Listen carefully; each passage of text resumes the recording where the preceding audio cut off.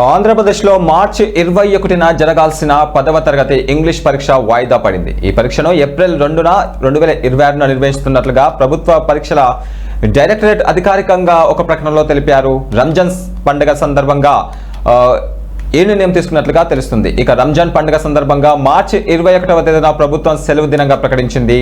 వాస్తవానికి ముందుగా మార్చి 20న సెలవుగా ప్రకటించినప్పటికీ చంద్రుని దర్శనంపై ఏపీ వర్క్ బోర్డు ఇచ్చిన నివేదిక ఆధారంగా సెలవు తేదీని మార్చి 21కి మారుస్తూ ప్రభుత్వం ఉత్తర్వులు జారీ చేసింది. అదే రోజున 10వ తరగతి పరీక్ష షెడ్యూల్ ఉండడంతో విద్యార్థులకు ఇబ్బంది కలగకూడదనే ఉద్దేశంతోనే విద్యాశాఖ ఈ మార్పు చేసింది.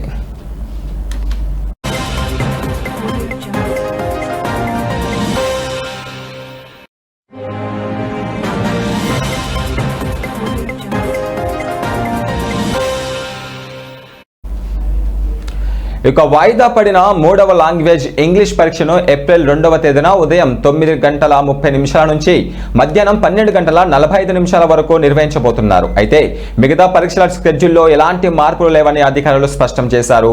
ఈ మార్పును విద్యార్థులు, వారి తల్లిదండ్రులు, ఉపాధ్యాయులు గమనించి కొత్త తేదీకి అనుగుణంగా సిద్ధం కావాలని అధికారులు సూచించారు.